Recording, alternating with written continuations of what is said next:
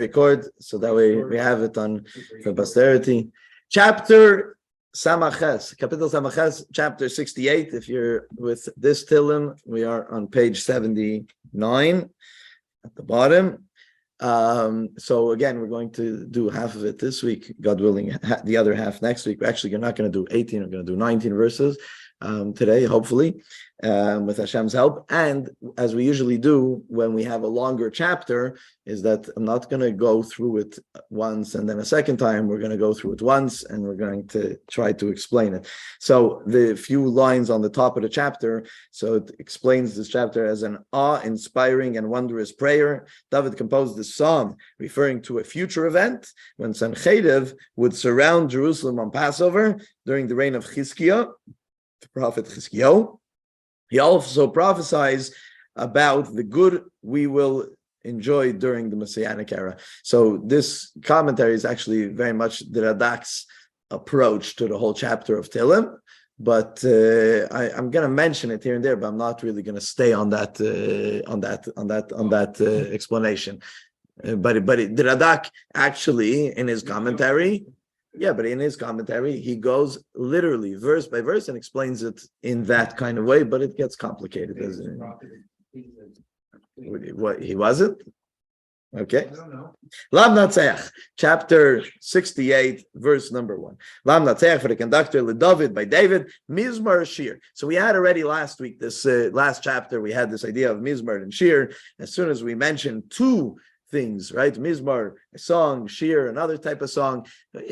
Usually we have it only one way. So what's this idea of two different ones? So the Mamloyes comes and says that King David is asking for kindness and miracles going forward. And he's thanking Hashem for the kindness and miracles that has happened before.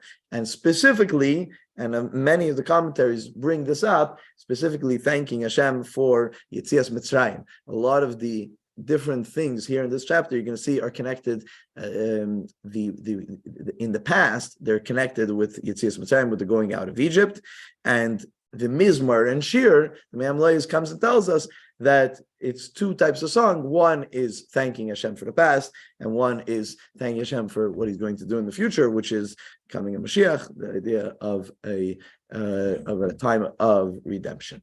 So that is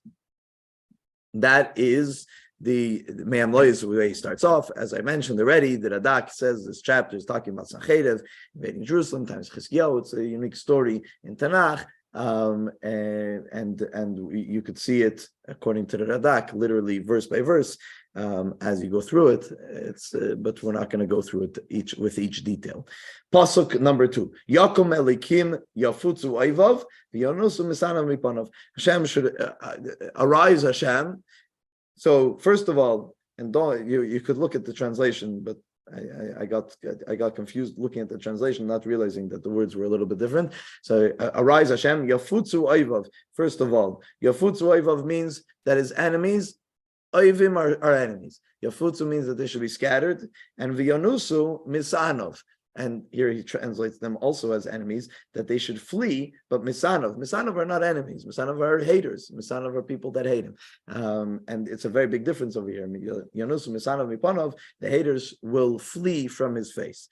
Rashi right away comes and says, what is this referring to? Rashi says it's referring to Amalek and the like. Who's the real enemies of the Jewish people? People like Haman, people like Amalek, right? So that's what it's referring to. That David Melch is in a prayer form, asking Hashem, get rid of the enemies. The enemies should be scattered, should disappear. You'll see soon in what kind of way in the next pasuk. So that's what Rashi says. Me'amlois says, and I put this into the email. I was looking for something to say in the email. So this was interesting over here. That he says it's interesting that he differentiates that there's two types of people. There's haters and there's enemies. What's the difference between a hater and an enemy? What's the difference between a hater and an enemy? An enemy is someone sworn against you. A hater maybe is someone who's just trying to figure things out. Okay, so I would go with that. Basically, an enemy is serious. A hater is whatever, like so today. Think about it in today's modern day anti-Semitism. You have anti-Semites that there's nothing you could do about them. They should be eradicated, right? The Hitlers of the world, and even less. I mean, but not even that extreme. But there's anti-Semites of the world that are just going to be anti-Semitic, right? And then you have some they're haters, they're jealous or this, right? So there's it's not as serious. It's not as and not only that, some of it is more hidden. An enemy. And everybody knows an enemy. Everybody knows is an enemy of this one, right? It's something common. It's something that you hear about. A hater keeps it inside, right? It's that's what you're gonna say. A hater keeps it inside, and today sometimes I didn't know you didn't like that, right? Someone says something, I didn't know you did, like something that he kept inside. Maybe he didn't know himself, right? Something for whatever reason they feel that way. One is active and one is inactive. Oh, okay. An enemy is active. They do something about it, whereas a hater is inactive. It's a state of being. Right. So it's similar to also similar to what I was saying, that an enemy is something that's like common knowledge, that the Esav Seina Yaakov, as our sages say, right? The Esav hates Yaakov. It's an enemy, so to speak, versus the guy that's just an anti-Semite, but he keeps it inside. He doesn't tell it anybody. Yeah. Oh, so the thing is, when does it come out? Right, because a hater ultimately in the wrong place, in the wrong situation, it will come out. Right, meaning every single German hate Jews? Deep down, something, yes, right, but all of a sudden a Hitler rises, and something that was deep down that was hidden, he didn't even know himself that he hated, but it's very dangerous, right, when it comes out. So that time that it comes out, it's an interesting differentiation that the pasuk makes, right? It can't be. There's some that will say that they both mean the same thing, but it's an interesting differentiation of the two. So Yakim Elikim Yafutzu Ayvav. First, the David Melch is asking to scatter the enemies, and then Yanusu. So it's interesting. The way I read it is that if the haters see that the real enemy gets scattered, that Hashem, he's going to run away. He's not going to say anything, right? That's the way I read the pasuk, right? Yafutzu scatter the enemy. So then Yanusu already Misanov those will scram. They're not gonna, because they're not even so serious about it. It's just they're running with the flow or something like that. That's I don't know. Maybe it's not the way the pasuk goes, but that's the way I was reading the pasuk. So now the pasuk continues, and I mentioned that I had a little bit of I don't know, trouble, but like the flow of the psukim, sometimes I was trying to figure out, and I had a few svarim open trying to figure out where he's going. The English translation definitely has no flow. The Hebrew I was having a hard time with the flow, but the English translation also. So what does he say? Pasuk number 3, ki hindeif ashan tindeif, ki him is doinag mipnei yesh. That, so it's a continuation of previous pasuk. The previous pasuk is talking about scattering enemies. That Hashem should scatter the enemies, and then he says, as smoke is driven away, so drive them away. As wax melts before fire, right? Let them perish before God. So what's the story over here? What's he saying? Right? What's he trying to bring out? So obviously, and we've learned this before in Tehillim, there's a lot of poetic stuff going on in Tehillim. Over here, he talked about scattering enemies. So the Mamlei says that the intense enemies, he's saying, they should go away like smoke. When a big wind comes, doesn't matter how much smoke you had out there, it's gone. It's gone. It's not that it's still there in some format and it could regroup. No, smoke is gone. A wind comes, the smoke is gone. So the scattering of the enemies should be like a wind coming and blowing away the smoke. And then he says about but about the haters, so that's more like wax. When you melt down wax, what happens when you melt down wax? It still exists, right? In a heat format, right? So now it's liquid, it's not hard. Okay, eventually, if you keep it around the fire long enough, it will disappear. But it doesn't disappear just because it got warm, just because it got hot. So not to necessarily destroy those, they just to melt them, and they'll still stay in their format, but just in a different way. Maybe re-education. Maybe that's what he's referring to. That for those who are just haters, maybe they need a re-education. Talking about that, the Sebites and haters and this and that. It's a very famous story. I'm sure some of you have heard of this from me, but there was a U.S. senator. His name was Jesse Helms, who was fiercely anti-Semitic. He was from the South. He was originally fiercely anti-Semitic, and he was against Israel on every single vote, this and that and whatever. And it was a Chabad house, I guess in the state where he represented, it was South Carolina. Anyways, he was honored by some sort of Chabad function. Maybe it was a menorah. I don't know what it was, but anyways, Alan Dershowitz. I heard him say the story. Alan Dershowitz, back in the day, you're talking probably in the 70s, if I remember correctly, maybe in the early 80s, but I think in the 70s, Alan Dershowitz wrote a fiery letter to the Rebbe. How dare this guy? Everything, he's always voting against Israel. He's terrible. He's an anti-Semite. He's again, goes again. And how dare a Chabad organization honor him, right?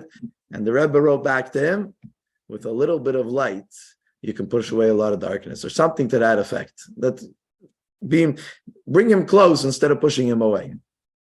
So here you have not an enemy, a hater, right? But that does a little bit like you bring him close.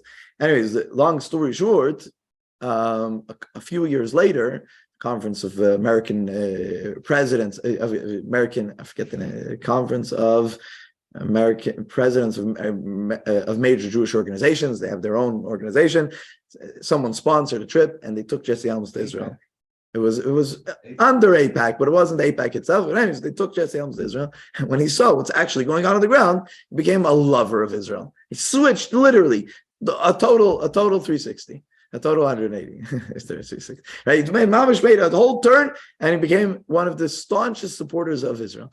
And I heard Alan Dershowitz say the story. It's a very powerful lesson, right? So you have someone that, it's very easy in today's day and age. The police officer pulled me over for speeding, anti-Semite, right? It's easy to just that's a joke, but still, it's easy to label someone as anti-Semite. It's easy to make a comment like that, but really, sometimes someone just needs a little bit of an education, and it's very important that we should be out there, and there's good organizations that do that. It's a very important job that we have to do, is educate and promote goodness and kindness and good things, and show how. I think you can get Kanye West on it. Yeah. Can you imagine if Chabad organization invited Kanye West? Oh my gosh. I should maybe pause the recording. But you can't compare brain dead. What kind of education can you give up brain? You know what I mean? Anyways, yeah, good. Pasuk 4 with Tzadikim. So David HaMelech is asking for the enemies and for the haters, that Hashem should take care of those. So Pasuk 4. He says that the tzaddikim will rejoice. The righteous ones will celebrate, will be happy, will be joyful in front of God. And will sing with great joy. Delight with great joy. So what's this going on? What's going on over here? Where did the righteous come in over here? So as I was researching it, it's actually, the Gemara talks about this. And if I remember correctly, the Gemara even quotes this pasuk. But there's a Gemara that says that when Mashiach comes, that Hashem will take the sun out of its nartik. Nartik is its blanket, its cover. Right. So we know today we could it's the ozone layers and stuff like that. If not for that, what would happen? We wouldn't exist. It would be too hot, right? So there is something covering over the sun that contracts the heat and whatever the rays, and that way it doesn't kill us. So it says when Mashiach comes, Hashem, the Gemara says this, that Hashem will take the sun out of its cover. What's going to happen is that the evil ones will suffer from it, and the tzaddikim will benefit from it. So so there's an analogy over here. There's a cross reference over here. That first the pasuk talks about the punishment towards those. The evil ones, the Rishayim, and then But in the same moment, tzaddikim will rejoice because it's going to be beneficial to them. The only time that you could think about such a thing is Avram, when on the third day after the bris, after his circumcision, that Hashem made it really hot. What does it mean? Hashem made it really hot. Like the sun, it wasn't so covered over, and nobody was outside because of it. A heat wave, a tremendous heat wave. But for Avram, it was tremendous healing. That was a healing factor.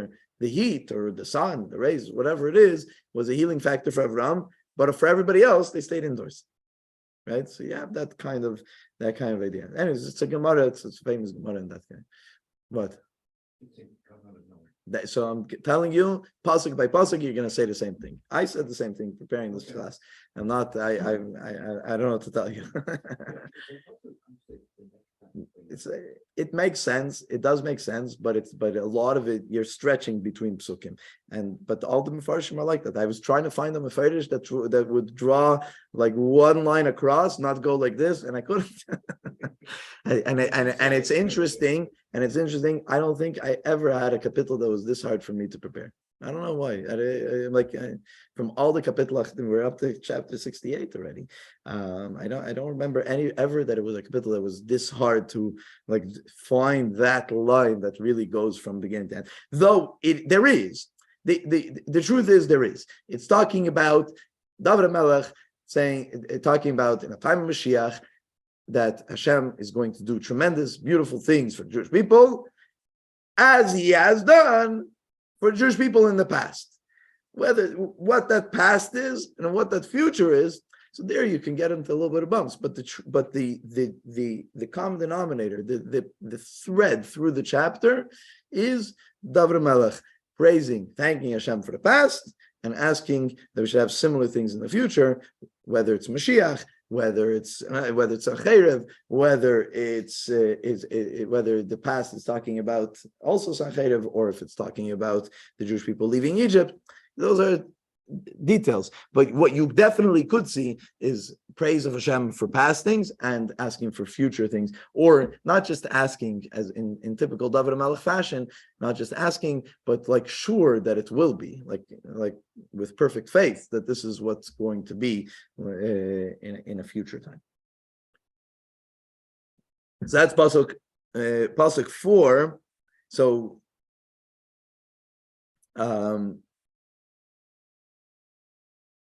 yeah. Okay. So what I mentioned about what's going to be good what's going to be bad for the Rasha is going to be good for the Tzaddik, something that both the Sforno and the Alshich talk about on pasuk Dalet on pasuk 4. Pasuk 5. Shiru le'Elokim zamru shmai seilu l'reichiv baraves. Praise to Hashem, sing to Hashem, the one that's on high. And it uses, it's actually interesting over here that it uses the name Yudke, the Hashem's name, Yudke, not only once. It uses it at least in the first few psukim more than once. And it uses the name Elokim, it uses Shem Adnai, it uses a few different names of God here in this chapter. The Ilz. Is that what God is? Yeah. So we actually we don't pronounce it because it is Hashem's name. Right? We write it, but we don't pronounce it because it's. So just Yudke is already Hashem's name. The Vavke is already is another one. Yudke Vavke is yeah. I don't understand this. And that's why instead of saying pronouncing it, you say Yudke, right? It's Yud and a Hey, so you say Yudke. What I have here in the translation is extol him, capital H. Right. Hashem. Extol U with a W, capital W, again referring to Hashem, rides upon the highest heavens with Yud K, with himself. Right. Does that make sense? Yes. So this translation is similar with his name, which is Yud K. So What is the symbolism of UK? what's the symbolism of Yud K? Rashi says, Rashi says on this pasuk, Rashi says that the name Yud-Kei represents the awe of Hashem, Yiras Hashem. So, in answer to your question, right? But I want to take it to the next step, so it's even clearer. Does Hashem have a name? No. Impossible, right? You put a name, right? It's impossible. He could have a name, right? But we have a bunch of names for Hashem. So what does that? Your wife has a name? Yeah. Do you ever call her dear or honey or whatever? It's very different because my wife has a name, and then there's other expressions that I use maybe to call her, right? Okay. Hashem doesn't have a name. So what are these names that we do? Yud-Kei we have over here, which I just answered what it is, right? But Elokim or Shem Adonai, all these names. No, they represent a certain expression of God. Elohim represents mercy. Mercy, or the way Hashem manifests here in the physical world, etc. It's a lower level name. Yeah. And there's a name that represents justice. Also Elokim. The more severe of Hashem's side comes down through Elokim. The Yud-Kei Vav-Kei is more connected with the higher spiritual realms of Hashem. And what does it mean? And What did you say? it represents the awe, the Yiras Hashem, the awe of Hashem. The great power? Huh? The great power? When you think about God and you're in awe of God, that's Shem Yud-Kei. Right? Like, for example, you walk outside and you say, Hashem created this awesome world. Or you stand by Niagara Falls and you say, wow, this is awesome. Hashem created such an awesome thing. That's Shem Yud-Kei. Right? That's... Yeah, Shem is a very general term that we use in English, whatever, in English, in Yiddish, in Hebrew, whatever.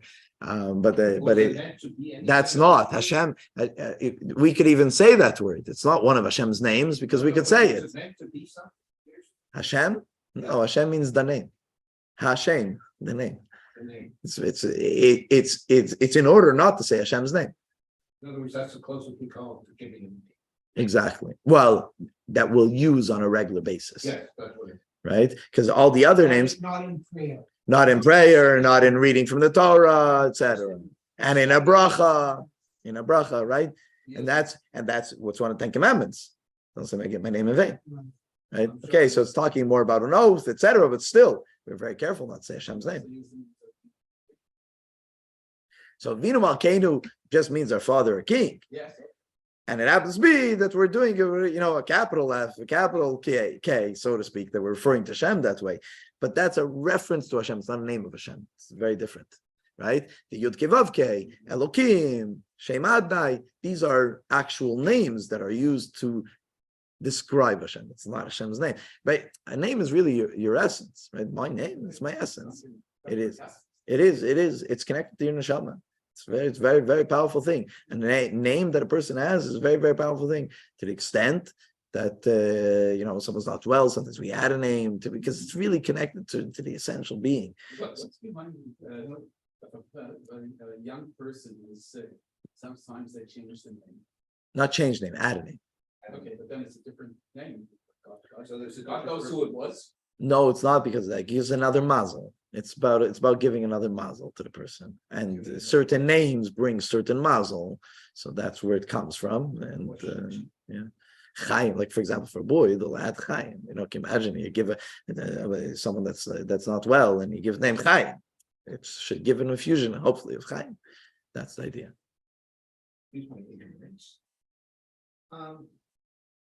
Here in this paragraph, does it say Yud-Kei Vav-Kei? Doesn't say, it just says Yud-Kei. Where? It's Beis Yud-Kei. Beis means in. It's a third line, second word.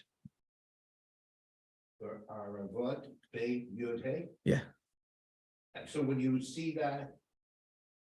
Not the Beis. Beis means in. When you see the Yud-Kei. We don't even say Yud and Hey after each other like that. Oh, I'm sorry. I said, excuse my ignorance, Hashem. Yeah. You don't see it. It's fine. You don't just see Yud-Kei. You see, you're not going to be fun. Okay. You're in a rush? I'd like to get through the 19. We'll get. Okay. Yeah. So, pasuk 5. So, first of all, it's a continuation of previous pasuk. Previous pasuk talked about the righteous, that the righteous will rejoice, right? So the righteous will what are they going to tell? They're going to tell the Jewish people, Shiru Lelakim, sing, praise Hashem, praise Hashem. That's what they're going to tell. And not only that, praise Hashem, as I mentioned, the name Yud-Kei, as Rashi brings out over here in the pasuk, represents the awe of Hashem. So sing to Hashem His awesomeness, right? That's the idea that he's trying to bring out over here in the pasuk. Not only that, the Mitzvah takes it to the next step and says, praise Hashem, not only for the past, Shirul Hashem, not only for the past, but for the surety that we have, because the faith that we have that Hashem will do it again in the future. This is again a theme of Tehillim, a theme of King David. Pasuk Vav, pasuk number 6. So now the psukim over here, Rashi actually right away here in pasuk 6 comes and says that from here till the end of the chapter is bringing up praises of Hashem from different ways, from different ideas. So, and that's we could follow through with that, right? So, Avi Yisayim v'dayin almanis, Hashem is the father of orphans and cares for the widows, the judge of those who start up with widows, right? Even though Hashem is even though Hashem is on high, so to speak, right? You would think Hashem has time to deal with what an orphan needs or what a widower needs. That's what Hashem is busy with. Even though he's even though he's in a place above, this is what Hashem cares about. This is the praise that we're giving towards Hashem. So it's the starting of it, right? It's interesting because Rashi then continues and he says that on another level, you could say that the orphans are not talking about literal orphans. The orphans referring to the Jewish people, and the widow is talking about Jerusalem, and brings psukim from Megillas Eicha. So if you're in shul on Tisha B'av by night, when we read Eicha, it's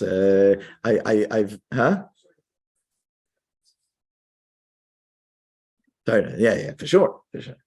So the question is what it's so Anna, there's a literal translation, and obviously the literal translation is what it is that Hashem Take cares, and there's warnings in the Torah not to start up because Hashem cares about the orphan and the widow, but we're also the orphan, right? The Jewish people, we're sitting in Galus, we're sitting in exile. We're also considered to be the orphan. And the widow is Jerusalem that needs liberation, right? Needs a Beis Hamikdash. So it's also that kind of thing. Anyways, that's the Rashi brings it, not a Medrash. Rashi brings that down. So it's a powerful statement. And he brings a proof from Sukkim in Megillas Eicha. So as I was saying, Tisha B'av by night, we read Megillas Eicha. It's a very sad tune that we use, shrub that we use, and I've very often read it like as the Chazan, and sometimes I get so carried away thinking about the translation of the words. I get carried away thinking about the translation of words, and it's very, very emotional. The Megillas Eicha, it's all about the destruction and what happened. They had no food. It's this whole. They ate the flesh of their children. That's what was going on there. Anyways, that being said, there are psukim in there that refer to the Jewish people as Yisayim Veinav, as orphans without a father. And there is also talking about Jerusalem as a widow. So that's this pasuk is according to Rashi can also be like learned like that. The Radak and others, Mamlois, they take this pasuk as I mentioned before, that even though Hashem is on high, which is the end of the pasuk, b'mayin kodshay, that Hashem is in his abode of his holiness, nonetheless he cares about the destitute, the downtrodden, the orphan and and the widow, and anything that really represents. Obviously, not just that, but anything that represents. Imam Loyes takes a step further and he says, a king, what does he care about the details of subjects, the downtrodden? He cares about the elites, a regular melech basar v'dam, as he calls it, right? A king of flesh and blood. But Hashem cares about the downtrodden. And that's the praise that we give towards Hashem. It's interesting. There's a Medrash Rabbah, not on Medrash Rabbah is not on Tehillim, but on Chumash. And Medrash Rabbah says, because as you mentioned, it's a theme in Chumash, right? That Hashem cares about the orphans and the widows. And the Medrash says, why does Hashem care about the orphans and the widows? What's special about them that Hashem cares so much about them? So what do they do? So what do they do? So what do they do? They have to root their faith in Hashem, right? If you know that if I'm in trouble, I have this phone number and I could always call my father and he'll always help me out, right? Or I know that I have a spouse and he'll always help, right? Meaning I have a support system. The person that doesn't have a support system, what does he have? He has Hashem. If we learn from that and realize that everything ultimately comes from Hashem, we'll be on that same level. That's the point, right? So that's Medrash mentions that the uniqueness of them is that, it happens to me often for simple things. When I'm trying to get something done and I'm working, I'm going to network this way, I'm going to work on it that way, and it's not going until I say, you know what, Hashem, it's in your hands. Oh, boom, it worked. You know where it happens unbelievably? The minyan over here, Shabbos in the morning. Sometimes working, I tried everything. And at one point, I'm like, okay, I can't. And that's it. And boom, there was something. It happened recently. I even posted on the WhatsApp chat that we have a Shabbos. I tried everything I could. If someone could step up and be number 10, and a guy that was supposed to be out of town says, oh, by the way, I didn't go out of town. I'm coming tomorrow morning. Yeah. Anyways, that kind of thing. That's faith and trust and putting your, of course, you got to do what you have to do and you have to try to help yourself and you're smart. That's part of it. But on the other hand, recognize that everything comes from Hashem. And at some point you say, 1 second, yes, I'm doing my part, but who's really doing it? I'm doing it. So you recognize that you can go into the same category and Hashem will take care of you, just like as the Psukim say, as the verses say about the orphan and the widow. Pasuk 7. These are other things that Hashem helps in, and different commentaries translates these different things in different ways. So Pasuk 7, that Hashem, Yechidim are individuals, singular, right? So he settles the solitary. That's the way it translates over here. He takes those who are bound. Moitzi asirim. Asirim means bound. Bakesharis, not just bound in shackles. He releases them. So we could understand. Those be the ones that got stage to the secular world. Right. Freedom by saying here, you're coming into, you're recognizing the shames with the act you, it's a freedom. Right. Because this is right. This is a freedom. Yeah. Okay. No? Yeah, but it's coming to say that Hashem does it without the person doing his part, meaning. So I don't know, because it could be. I mean, I won't say not, chas v'shalom, but there's 3 things over here. There's about the individual that Hashem helps, the Yechidim. There is those that are shackled, and then those that are rebellious, meaning those that don't care, those that don't whatever, that they're stuck. They get stuck in an arid land, in a land of that's dry, and they're thirsty. So most commentaries say that Pasuk Zayin is talking about Yetzias Mitzrayim. It's talking about the Jewish people going out of Egypt, which is, first of all, the individuals that were finally brought back home to Jerusalem, to Israel, etc., the Jewish people, they were shackled, so to speak. They were slaves in Egypt. And then the Egyptians, what happened to Egypt afterwards? The superpower of the time, nothing left. They were dry, and nothing left of them. So that's the way most commentaries explain it. Of course, the Radak, as we mentioned before, still explains it as Sancherev, because he took Jewish prisoners. It's not a spiritually dry, it's not physical.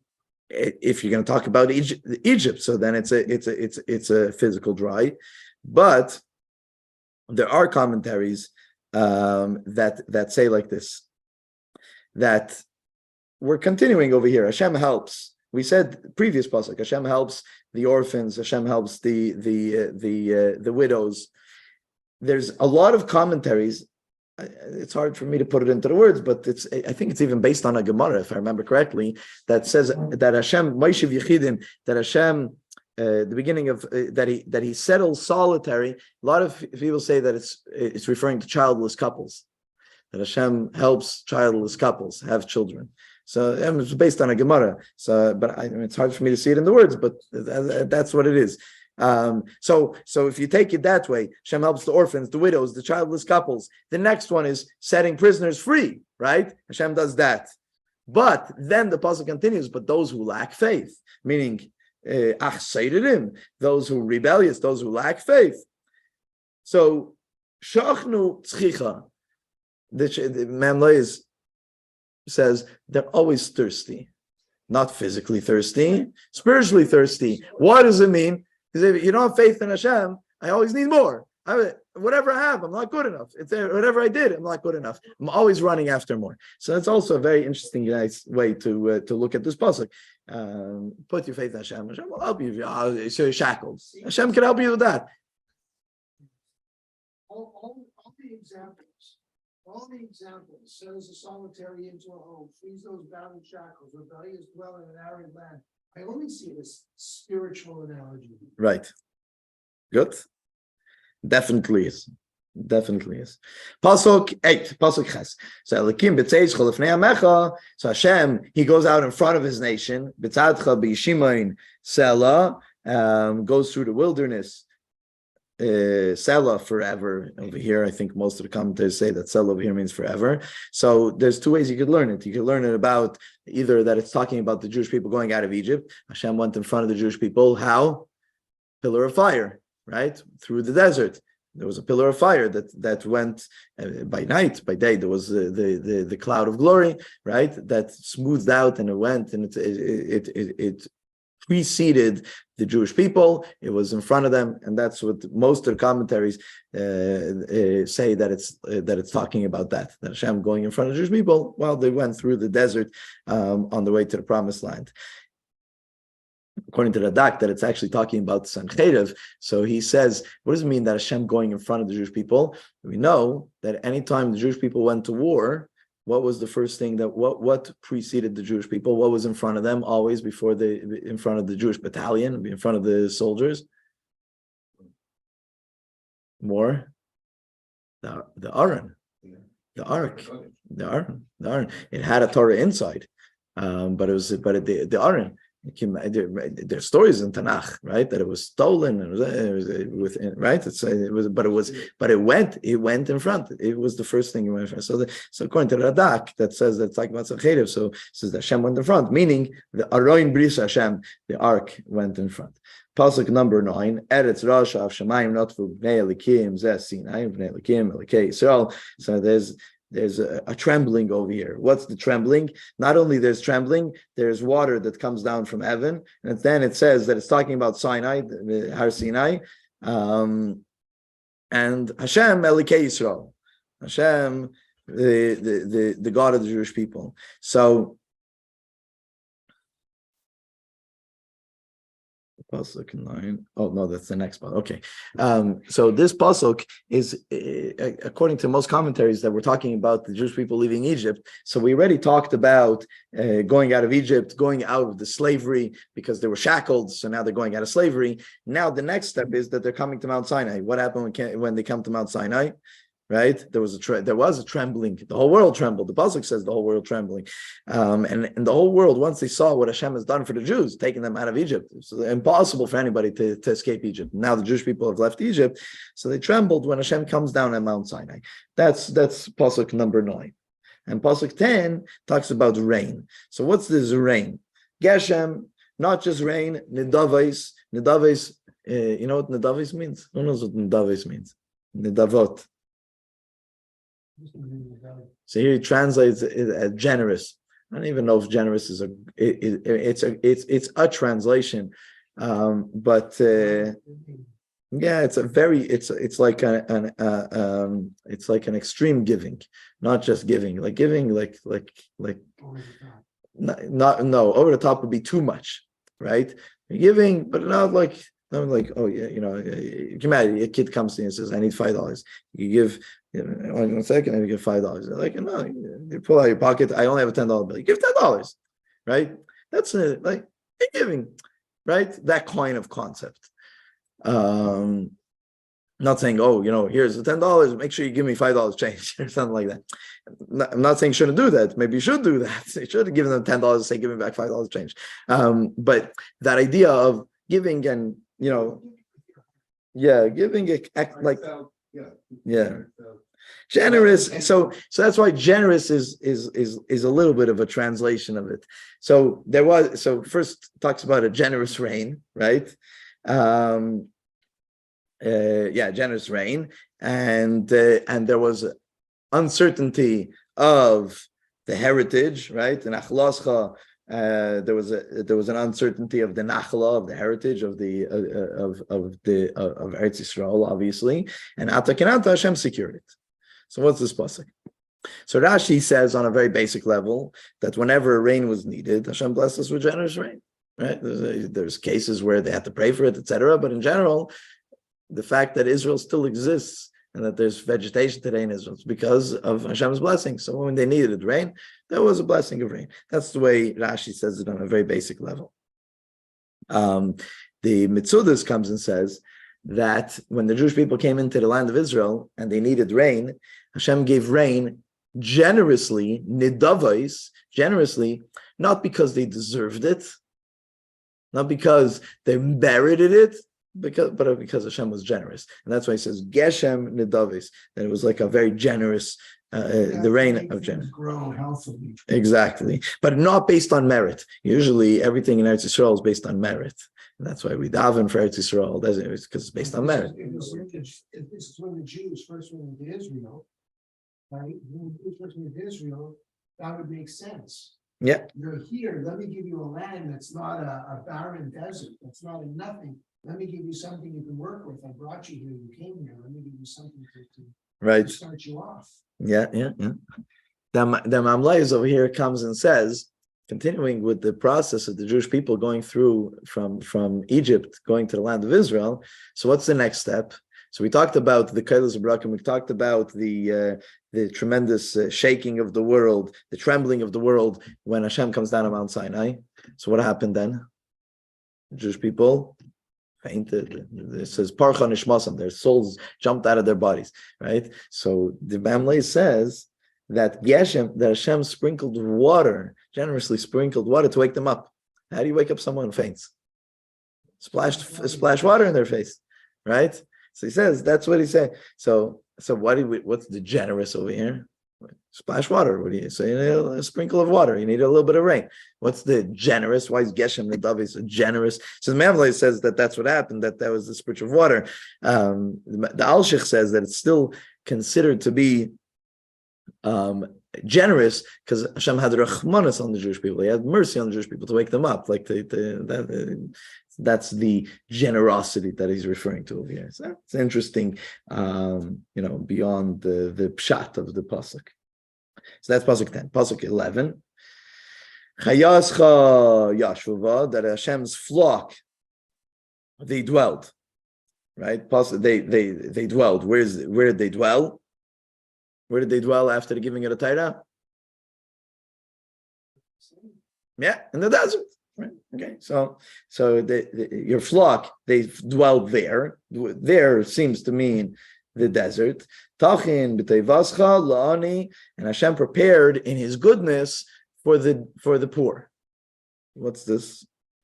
What's going on over here? What's the next step? What's the next idea over here?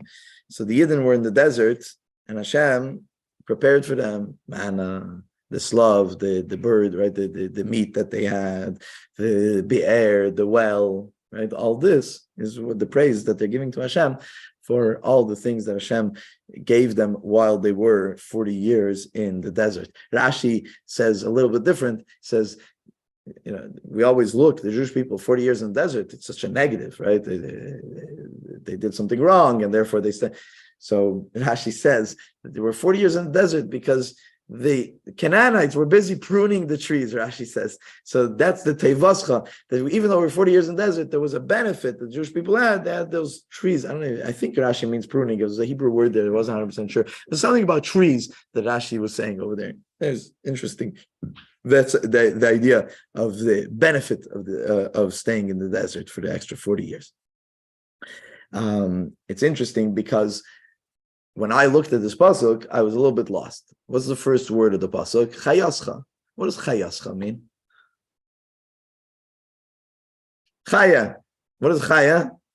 An animal, wild animal even, right? It's not a behema, it's a chaya, right? And all the translations and the commentaries too, Rashi and others right away say chayascha here is referring to flock. Right, so it's the Jewish people as a nation, but still, there's other words that you could use. You could say am, you could say nation. You could have used another word. What's the idea of chayascha? Using the word of an animal over here. So there's a medrash, Bereishis Rabbah in Chumash Bereishis. The medrash says that sometimes humans don't have merits, but animals do. Animals, they don't do anything wrong. A lion goes and rips apart another animal. He's not doing anything wrong. No, he's doing everything right. I go and rip apart. That's wrong, right? So, okay, every animal and every person, everything in Hashem's world has their job and has their thing and has their way, etc., etc. That's the way the world is supposed to run. And as long as everybody's doing what they're supposed to do, everything is good. The only ones that don't do what they're supposed to be doing is us, the humans, right? We have things that an animal. Right? So the Medrash says that sometimes chayascha yashvuva, that sometimes we get what Hashem gives us what we need on the merit of the animals, not because we deserve it, because there are creations of Hashem that are doing the right thing. The animal. By the way, the next time you look at an animal, the squirrel that passes your path, it's a whole different thing. It's a creation of Hashem doing exactly what Hashem wants it to do. Think about it. Halavai, I could get to the level of the squirrel, right? Obviously, it's a little bit of a different avodah. It's a little bit of a different service that I have than the squirrel has, and it's a little, it's harder, etc. No excuses. This is. I can't run it over. Chas v'shalom. Chas v'shalom. That's definitely not part of your divine service. Pasuk Yud Beis and Yud Gimel will do together, 12 and 13. Hashem Yiten Oimer. Hashem, when he makes a statement, he fulfills. Hamevasre Savarav, and that he notifies. Notifies of tzavarav, military success, and malchei tzvais, the kings of the legions, yidaydon, so they flee, they run away. And those who are the rightful owners of the home, what is that referring to? The Jewish people in the land of Israel. So first of all, they'll inhabit their home where they belong, but they'll also have the spoils, the loot of this war. So I mean, this is the way I understand the pasuk. I had a hard time with these two psukim, but this is the way I understand the pasuk. Basically, there are a lot of the commentaries talk about people that give information, hamevasres, say women that follow the army from far, and they get the information of how the war is going, and they go back and report. So something like that. I don't know if yeah. What I can't understand. My translation: God will fulfill the promise delivered by a great host of women. Kings and their armies shall be in flight, while housewives shall share in the spoils. I don't see where it comes housewives or women. I don't see any word here. Now you mentioned something about the ones who pass on the news. So the housewives, it's pretty clear in the pasuk. Nevas bayis. Nevaz Bayis, those who are basically stay at home, homemakers. That's the end of 13. But the mevasres, those who, it's interesting that the translation that you have specifically mentions that it's women that give the that give the news. That's total commentary. It doesn't say that anywhere in the pasuk. Shmuel, that the women are the ones who said Saul conquered in his thousands, Right. David conquered in his tens of thousands. Yeah. It's the women who spread this idea. The information. Right. Disseminated this information. Exactly. So a lot of the commentators talk about it. Anyways, they're the ones that relay the information of how the war is going, etc.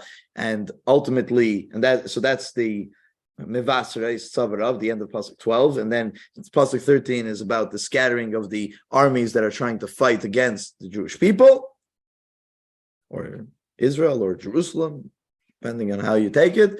But the rightful owners, those who belong there, meaning it's their home, and Nevaz Bayis, Techalik Shalol, they're going to be successful, and they'll even share in the spoils, meaning that the other kings, the other nations will disappear, will run away. That's Pasuk 12 and 13. Pasuk 14. Im tishkevun bein sfatayim. So here it's talking about, I'll tell you the way I understand this pasuk, but there's a lot of commentary that say different things about this. Im tishkevun bein sfatayim means that someone that lies either it means on a border. Sfatayim is either a border or in a narrow place. The commentators say that it's the side of an oven where the soup spills if it overflows. That's a narrow space. But what does that represent? Someone's going through a hard time. Someone that's suffering. They're in a narrow place. This is what's represented by Golus, right? Exile. Exile is a tough time. Exile is a hard place. So that's one thing. Though other commentaries. Okay, so let's go with that first. Mitzuda says that even if you're stuck in an awkward, tough place, which is represented by Golus, or even when we're going through a hard time, you're in Golus, we are in Golus. So Mashiach will come, and it will be that will be like Yoina. That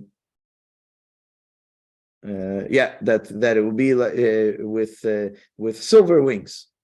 Silver wings, meaning that everything will work out when Mashiach comes. Silver wings. That's the way Mitzudas explains it.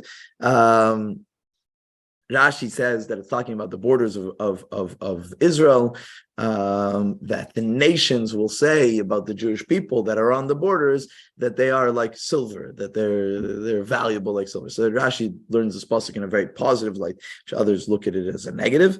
The silver that Rashi says is referring to Torah and mitzvahs, the study of Torah and the doing of mitzvahs. Sorry, because this translation is upon the heart, which doesn't mean a border. So when you say a border, you're talking about someone who's like on the outskirts, if you know what I mean, like someone's on the outside and following into the. Look at footnote 1.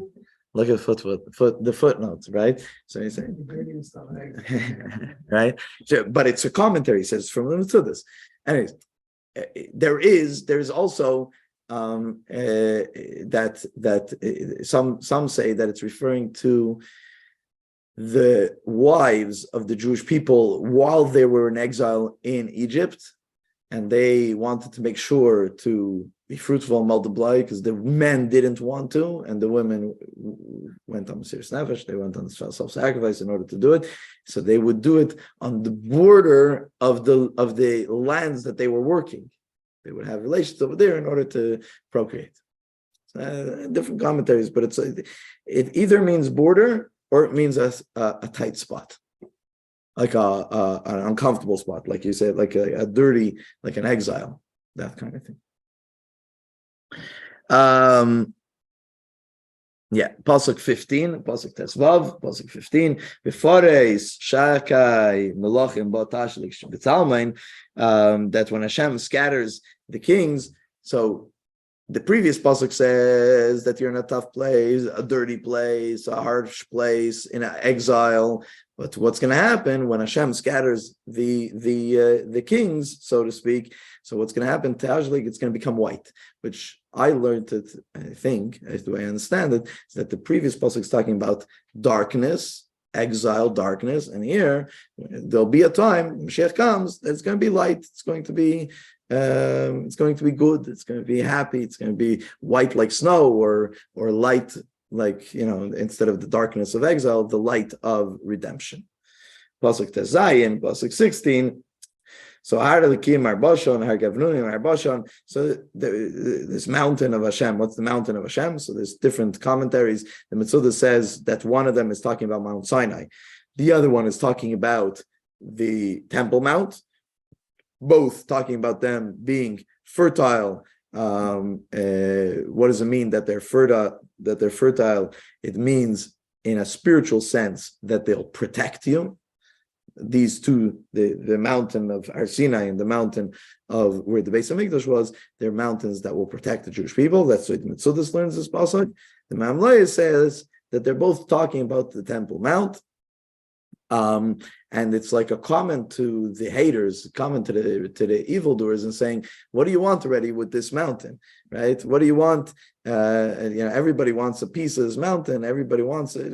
Like, leave us alone already. It's a special place for us. A special place for us physically. It's a special place for us spiritually. So that's what it's referring to, and that's why it mentions it twice. And both saying fertile, because fertile physically and fertile spiritually. Yeah. Would the mountain also be like? The mountain is anywhere Hashem is. The synagogue is a mountain of Hashem. Any creation of Hashem is a mountain of Hashem. If you get what I'm saying, Right? It's not just like a literal mountain, but the mountain is a figurative mountain. The mountain of Eretz Yisrael, the mountain of the planet, the mountain of the universe. So many other commentaries say that it's talking about in general about Eretz Yisrael, just like the beauty of Eretz Yisrael, which is also which is similar to what you're saying. Yeah. Pasuk 17, Yud Zayin. So it's also asking, why bother? Why do you want to destroy mountains? Which is not destroy mountains, the landscape of Eretz Yisrael. Why do you want to come in and destroy? And specifically, so this is a general thing, Harim Gavnunim, but also specifically Hahar Chamad Elikim L'Shivtei, the specific mountain that Hashem wanted to dwell on, which we're talking about the Beis HaMikdash. Why would you want to come in and destroy the Beis HaMikdash?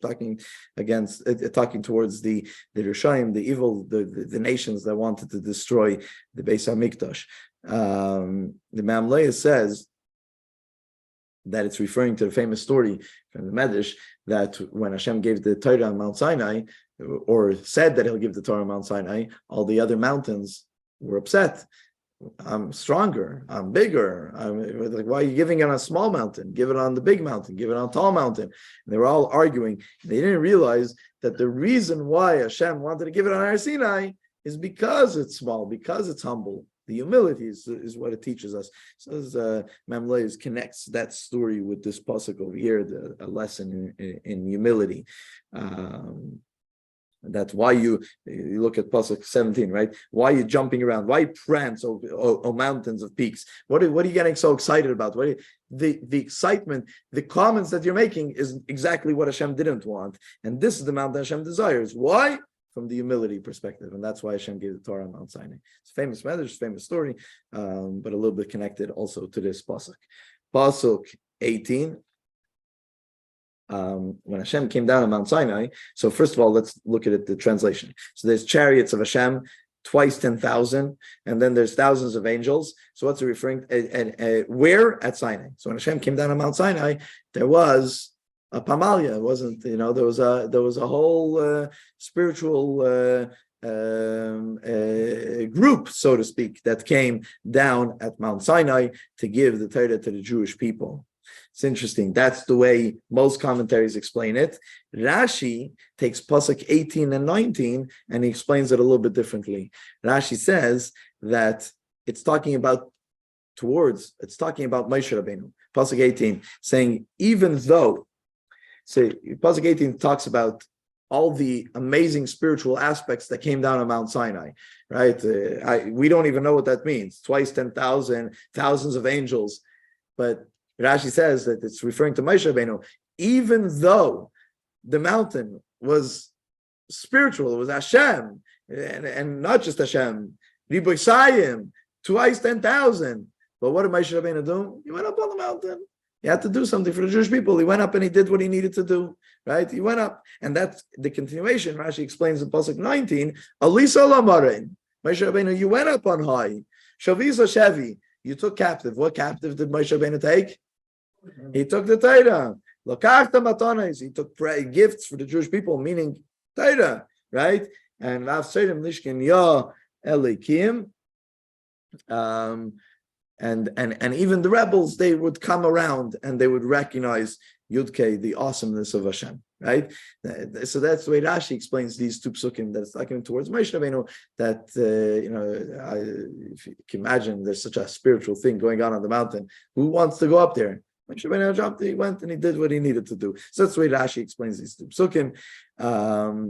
Me'amloye says that pasuk 19 is Alisa Lamarim. It's talking about the Rishonim, those who started up with Israel. Alisa Lamarim. When we talk about Eretz Yisrael, we always talk about it as going up, Aliyah, right? We go up towards Eretz Yisrael. So Alisa Lamarim, you went up towards Eretz Yisrael. The enemies went up towards Eretz Yisrael. Shavisa Shevi, took Jewish captives, and Lokachta Matanes, you took ransom. So you took cash, Matanes, gifts. You took cash. You took ransom for the captives that you've taken. And say to him, and you say to him, the rebels, you even Lishkan, you went and you tried to dwell in the house of Hashem, meaning you went into Jerusalem and into the temple. So that's the way Memlois and other commentaries explain this pasuk. So we're going to pause over here, and in next class we're going to continue with pasuk 20, pasuk Chaf. We're going to continue about the praise of Hashem for everything that He's done for us throughout exile, throughout Galus.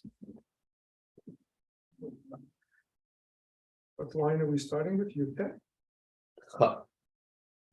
Okay, welcome back to the second half of chapter 68. We're up to verse Chav, capital Samach Ches, pasuk Chav, verse 20, and it starts with the words Baruch Hashem. What kind of better words can we start with, right? What kind of, that's the best one. Actually, you ever heard someone saying Baruch Hashem Yom Yom?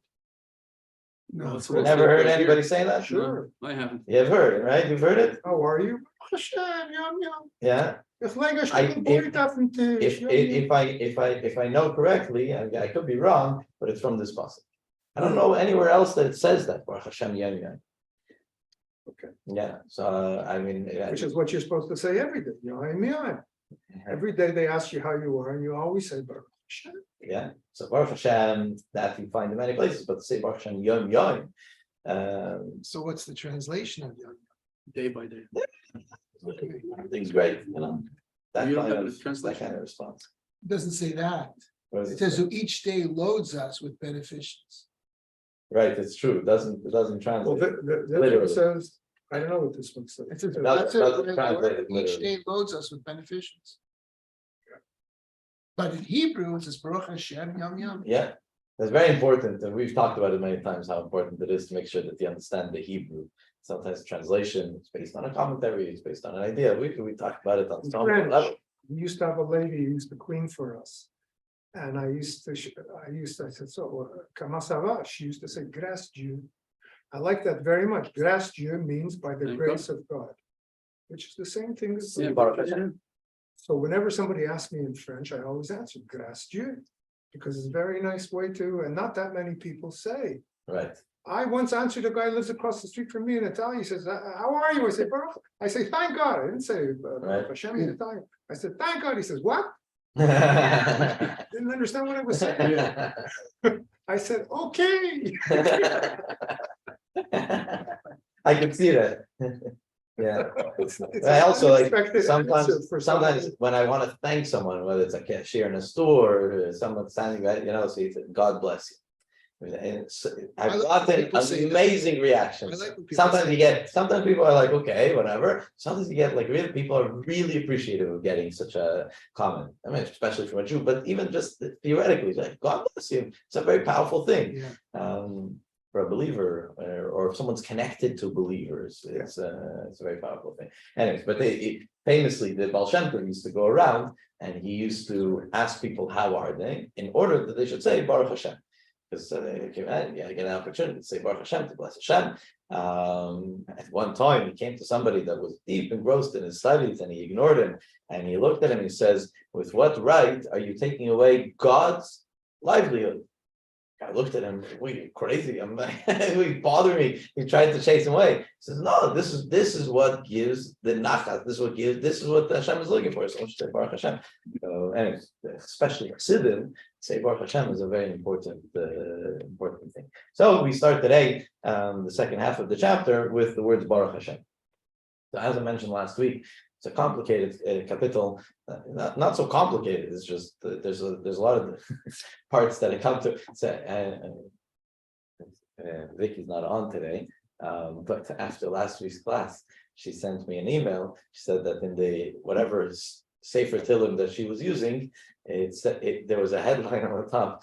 Many of these verses are hard to understand. So like you did a good job, but like in the book that I had, it said that. So it made me feel a little bit better. Who's speaking? Charles. Oh, Yeah. Usually online. Okay, so Pasuk Chav Baruch Hashem Yom Yom Yamas Lanu Akel Yishol Seinu Sela. So blessed Hashem Yom Yom day to day Yamas Lanu. He fills up for us. Yam. By the way, if this pasuk sounds familiar, is because we say it every day in davening. Yom Yom Yamas Lanu Akel Yishol Seinu Sela. Where in davening do we say it? That's the complicated thing. You could know it. You could even say the words before and the words after, but to realize where you say it, it's in the Uvalutzian. Uvalutzian, right? After that, at the end of Shacharis, there's Asher and then Uvalutzian. Yeah. In the Uvalutzian, we say this verse. It's about the fact that Hashem gives us Yamas Lana, and He brings us salvation. So what we're saying, or at least according to most of the commentaries over here, what we're saying is that on a day-to-day basis, we're thanking Hashem for things, for the miracles. It's really a continuation of what we've been talking about the past. We were in the past verses, we were talking about Hashem doing miracles on behalf of the Jewish people, and in the future, when Mashiach comes to do miracles. So this is a continuation that we're blessing Hashem. We're thanking Hashem for the miracles for the past, and also the miracles that will happen in the future, the miracles by the Geula, by the redemption, and that's what this pasuk is referring to, according to most commentaries. The Radak says that we're saying this towards our enemies. That Baruch Hashem Yom Yom Yamas, that we're even to our enemies, we're not saying that we're looking for any type of war with you. We're just looking for Hashem for salvation from Hashem. We're not looking to get involved with you. It's not something that we're interested in. We're just looking towards Hashem to deliver us, and that's Yeshua Seinu, that Hashem will bring salvation towards us. Rashi interestingly says that this is the blessing, that the praise that was referred to back in verse number 5. So if you turn back a page, the top of the page, verse number 5, Shiru Lelikim, sing to Hashem and chant His praises. What are the praises that we're going to chant and sing to Hashem? Baruch Hashem, that bless Hashem, that He's going to bring us our salvation. Yom Yom, He looks out for us day after day. Yamas Lanu, Rashi says that Hashem fills up. Yamas is, what it reminds me of, if you want a visual of the word Yamos, is when you're going on vacation and you went with a suitcase and now you bought things at the place and you have to go back and you have to fit it all into the suitcase. So what do? You stick with it over here, you sit on it over here when you try to close the zipper, right? It's stuffed. And that's Yamas, that's the kind of, that's what the word is trying to refer to. That's stuffed a lot. So Rashi translates it as that Hashem gives us so much, as much as we can carry, blessings as much as we can carry, salvation as much as we can carry. It's interesting because Mamlay very often brings up some midrashim. So the famous, we're going to deal with it soon in the weekly parsha. Jewish people go into the desert and they need food. So what do they have for food? They have the manna, right? How much manna did every Jew get every day? Whatever he needed to sustain There himself. was a certain amount, An omer. an omer, one omer, and on Fridays, two, because he needed for Shabbos. And Shabbos, you couldn't get, there was nothing, right? So every day you went out and got. Now, what happened if someone was such a chevraman and he ran out and he grabbed 6 omer? What happened? He still had 1 omer. It didn't help, right? Whatever, and not only that. So you mentioned that he got whatever he needed. The omer was enough for whatever he needed, right? It miraculously worked. But if I needed more than him, I still got the same piece, right? It just felt But as much. it built up Yeah. better, whatever that means, right? Yeah, exactly. That's the idea. So in general, we have to in general we have to keep in mind. We have to think about it not just from the manna, because it's a lesson in life that a person. It says that Hashem decides when it's Rosh Hashanah, Mizaynais of Shaladam, what he's going to make that year is already set. It's already said. A person could go and work like crazy from today to tomorrow. Whatever Hashem decided this person is going to make, he's not going to make a penny more. It's not going to make.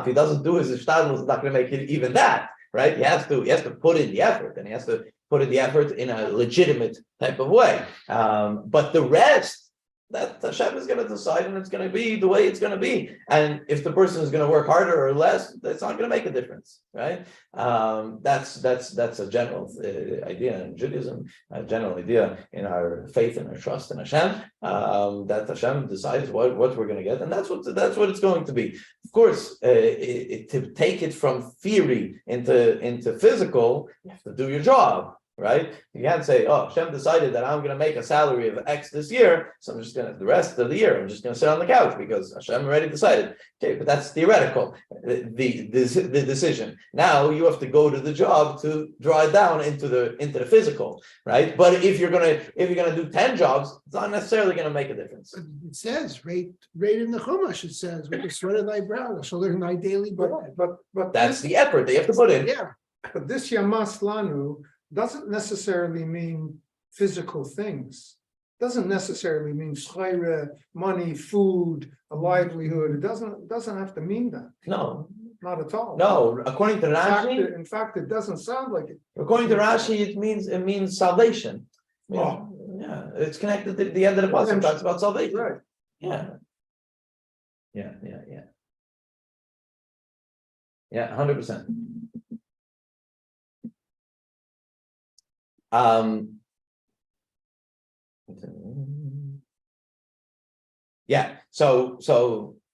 So the Mamlei says that this pasuk is also that Hashem gives you what you're going to need. Hashem is going to take care of you the way the Mamlei is. This is more mystical, not than the pshat, right? This is more of a medrash type of explanation. That Baruch Hashem, Hashem takes care of you day to day. You're going to fill up your day. Exactly with what you need, and that's what's going to be right. With you putting in the effort that you need to put in, but the salvation comes from Hashem, and there's no just like with the manna, there was no worry. Even in this world, there doesn't have to be worry. We have to do our part. By the way, our part is not just the physical part of what we do for our livelihood. It's also the spiritual aspects that we do in our day to day, whether it's a Torah class, a mitzvah, etc. All these things are connected with the success of taking that theoretical blessing and bringing it into a practical world, right? That's the idea. So that's it's interesting because it's a nice piddush, a nice explanation of this pasuk, bringing out that concept. Imam Leis also continues and brings up another commentary, and he says that sometimes Hashem sends us Baruch Hashem Yom Yamas Lanu. Sometimes Yamas can also be a kvetch, could be, you stuff something into that suitcase and you're trying to stuff it, it's not so comfortable. So it could also mean a tzara, it could also mean a person that's farkvetched, a person that gets stuck or something like that. And in that kind of way, Hashem takes us out of that tzara. So the Mamlei says, Baruch Hashem Yom Yamas Lanu, but Yeshua Seinu, Hashem still serves us our salvation. He takes care of salvation. Why? So that we should recognize that it comes from Hashem. It's a process of sometimes recognizing it comes from Hashem. It's a famous. It's not a chassidus Because the fetish, but it's Peshat is Yamas Lanu, Yeshua Seinu. That's the answer. Ma Yamas Lanu, Yeshua Seinu. right. Yeah. It says On Yamas the Lanu, pshat, on the pshat, Hayel. you're right. God gathers for us, heaps upon us our salvation. Right. That would be in my mind, the Peshat. Yeah. On the pshat level, definitely. It reminds me of a Gemara, a famous story in the Gemara, that, and because we're talking about betachin, about faith, and putting your trust in Hashem, how much you're going to get, and what's going to be, how much does Hashem give you? Yamas Lanu, Hashem gives us tremendous. We don't sometimes recognize it, but Hashem gives us tremendous. So there's a Gemara. It talks about Shammai and Hillel preparing for Shabbos. It's a Gemara Beitza, and it says that Shammai was the type of guy. That would go and buy something on Sunday, or buy the nicest piece of fish or whatever it was for Shabbos, because it was the nicest piece of fish. But if you walk by the store on Monday and you see there's a nicer piece of fish, he would buy that one, keep that one for Shabbos, and eat the one that he bought on Sunday, and so on. There was a regular process that he would do. And this was Shammai's approach, and he lived that way. But Hillel did not the opposite, had a very, very radically different approach. That yoing, a day to day, and he used this pasuk. Baruch Hashem gave me. Friday is the day that I buy for Shabbos, not Sunday. So Sunday I need to eat. I need to eat Sunday. I don't need to buy a Shabbos piece of fish on Sunday. Friday I go to the market and I buy the best piece of fish on Friday. That's my fish for Shabbos, right? That's the way we do it also, right? But we can understand Shammai. It's a derech and avodas Hashem. I can understand it. I can appreciate it, and it's beautiful, right? But Hillel quotes this pasuk, Baruch Hashem, yom. Every day has its avodah. Every day has its service, right? And it's his thing that we have to focus on that thing. So that's interesting, because when a Gemara quotes a pasuk in Tehillim, I always find it fascinating. So that's pasuk chaf, pasuk 20, pasuk chaf aleph, pasuk 21. So kel lanu, kel meshayis, lekin Hashem lamaves teitzais. So what is this pasuk saying? Look at it in English. Hashem delivers us. And Hashem, there's many avenues of death. Hashem has many avenues of death. What's he saying? I sat on this puzzle for a while until I had some clarity. And you'll tell me if you have maybe better clarity on this puzzle. Rashi comes here and says that even though Hashem has many avenues to death at his disposal, but what? To us, he gives us Yeshua, gives us salvation. Right? That's Rashi says.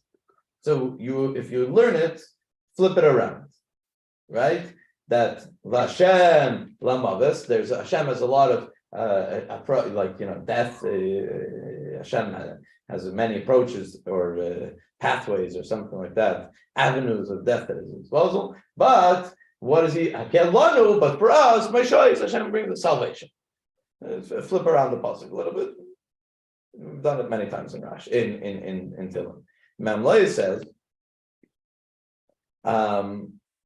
that it's reminded. He brings up the pasuk that it says is it a pasuk or maybe it's a comment from our sage? Afilu cherev chada munachas al tzavar yishal adam al yimna atzmai min harachnim. That even if someone's sitting there and there's a sharp sword on his neck, and still.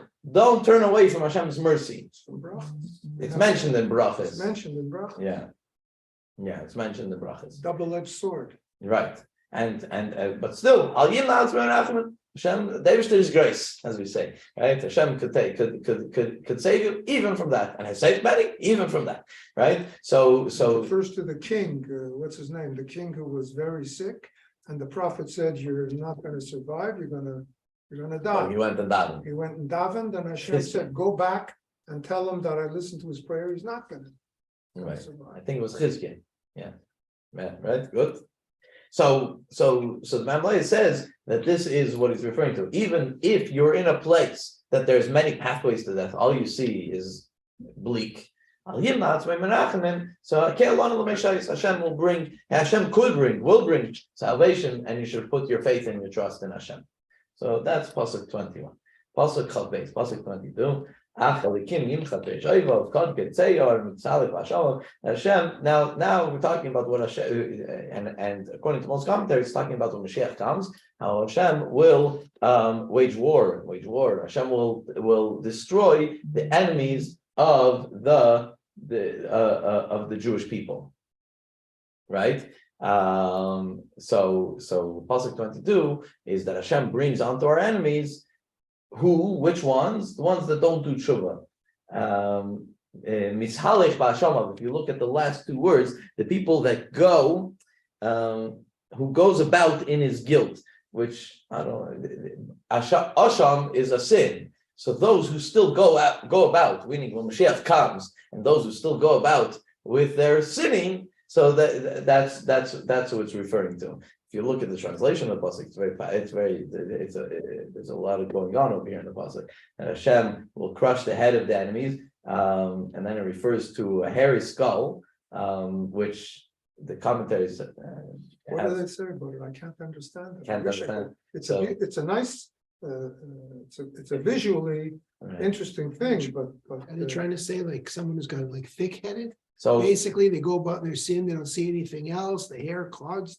So on a simple level, the Maimonides says that it's a blow to the back of the head. That's where the hair grows, and that's why it mentions hair. There's other commentaries, and you're going to see soon that we're going to talk a lot about Edom and Seir. Edom and Seir, right? Edom is a nation that enslaved the Jews, that weren't nice to the Jews. They were actually a world power and weren't nice to the world, really. And that comes from Esau, right? And where were they? At Mount Seir. So some commentators that want to put Seir over here means hair, right? But to connect the Seir and Seir, they say that it's talking about specifically Edom, that's the nation that's going to be destroyed, that Hashem is, that they're talking about. Yeah. If I may, something that comes to my mind with this image of a hairy skull. In Christianity, they have it a lot. It's called a memento mori, momentous mori. What happened? They do any kind of a painting. Usually, it's a still life, and in that still life, there's a skull, a picture of a skull. So this is like a hairy skull. It says, you think it's alive. It's not alive. It has hair, it's like it's living. No, it's a hairy skull. It's already dead, but it has seir. You understand? Those evil people, they think they're alive. They're living. They're, in God's eyes, they're already just dead with hair. You understand what I'm saying? Right. A bit of an abstract idea. You have that very often in paintings where, like I say, it's a painting, any kind of painting, but there's a skull. It's an image, like an icon, which actually states time is short. Time is shorter than you think. Right.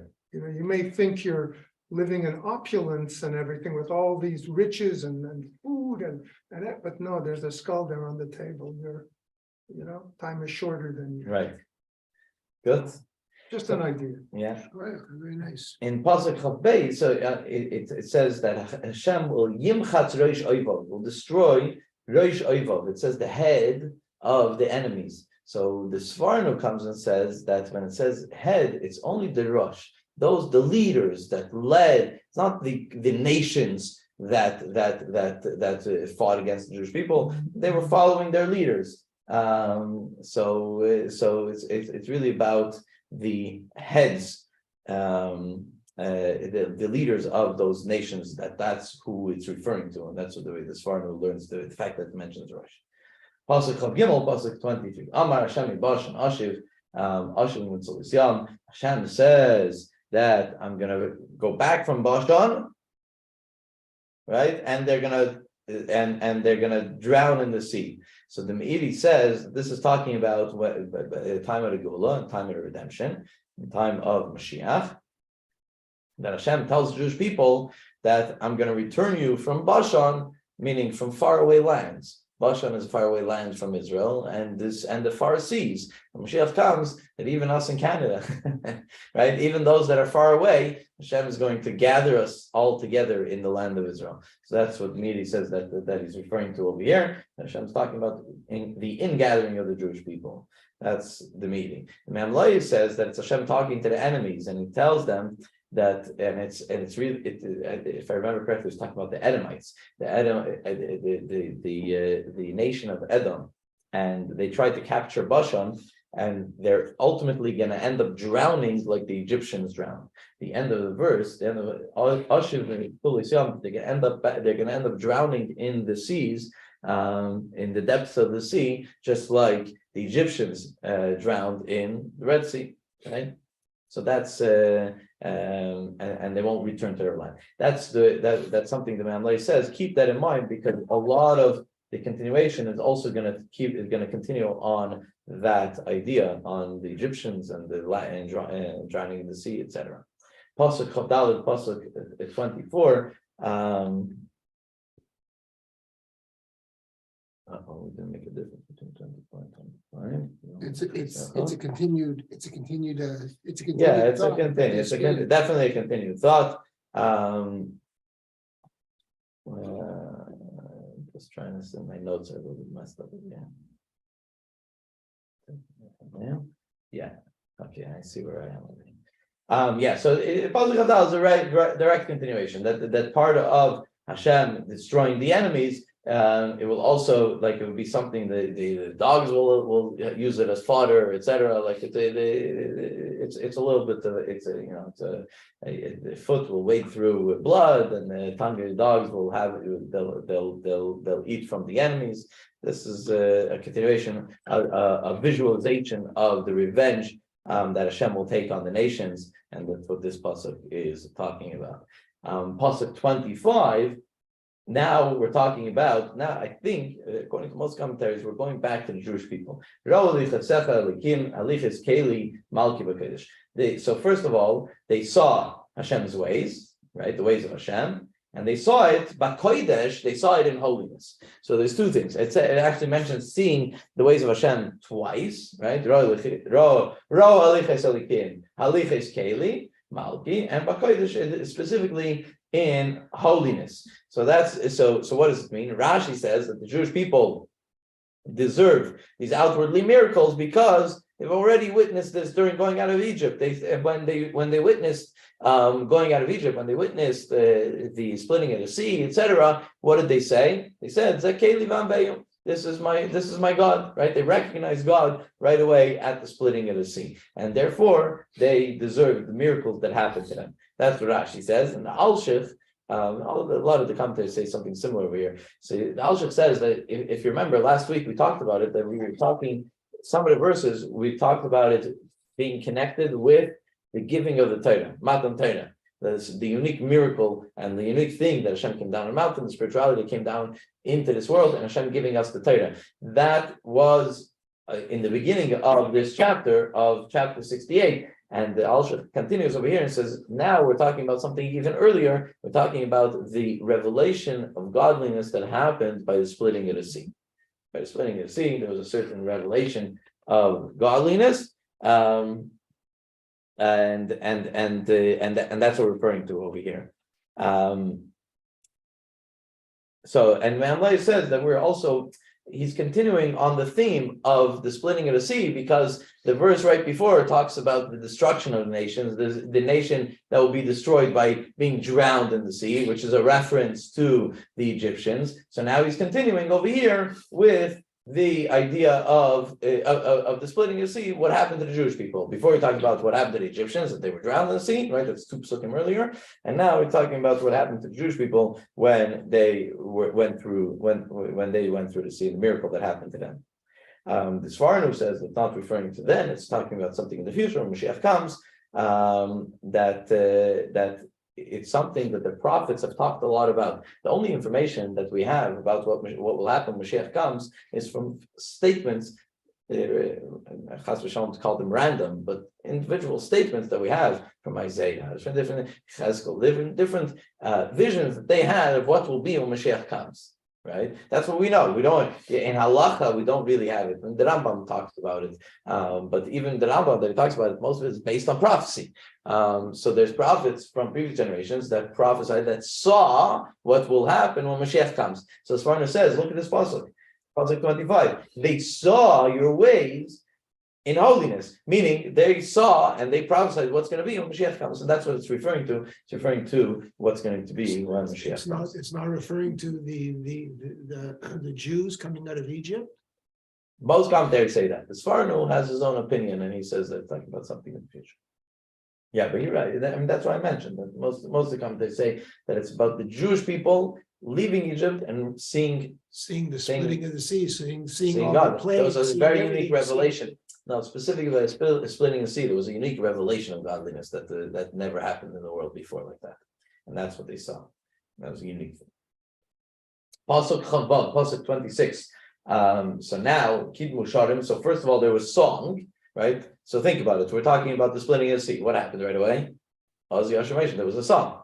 So Kidmu Sharim. They first joined in song. Achar Noignim, and then they joined in with musical instruments. So there's song, then musical instruments. How's it translated again? The singers began, and then the musicians. Yeah, okay, good. Besaich alamais teifeifais, and then there was the alamais, which are the young girls that they came with their tambourines. So we know this, right? We know that this is the story the Jewish people went through. They started singing, and then there was musical instruments, and then there was also the women that joined in. Vatikach Miriam and Avia. It's a pasuk in the Torah that Miriam, Moshe's sister, and all the women followed her with tambourines. That they took tambourines out of Egypt, knowing that Hashem is going to save them, and they needed some musical instrument that way they could praise Hashem. The faith that they had in Hashem was tremendous, right? So that's the simple pshat of the pasuk, simple way to translate the pasuk. A little bit deeper, Rashi says that Noignim, I translated Noignim, and here in the English also he translates Noignim as musical instruments. Rashi translates Noignim as angels. That Kidmu Sharim, first of all, the Jewish people started singing. There were also angels singing God's praises. We know this. The Medrash talks about this idea that not only the Jewish people, the what's it called? The angels also sang Hashem's praises. And then it actually says, but the women, they started tambourines before the angels. That's the way Rashi explains this passage. So another aspect of it, that there were angels also involved over here. So that's pasuk 26. Pasuk Chav Zayin, pasuk 27. So in groups, v'makelos, as a group, we talked a lot this year. We talked about Hakel, right? It's the Hakel year, the ingathering. That's the root word of v'makelos. Hakel with the ingathering, Baruch Elikim, bless Hashem. Hashem in Mekar Yisrael, that the source of the Yidden comes from Hashem. So, Mimekar, Makar means source. Rashi says that even those children that weren't born yet, fetuses, that they're still in the Makar, they're still in the source. They praise Hashem. That's what Rashi. The thing of Rashi on Tehillim is not as much pshat as he is on Chumash, but still, it's even the fetuses sang Shira.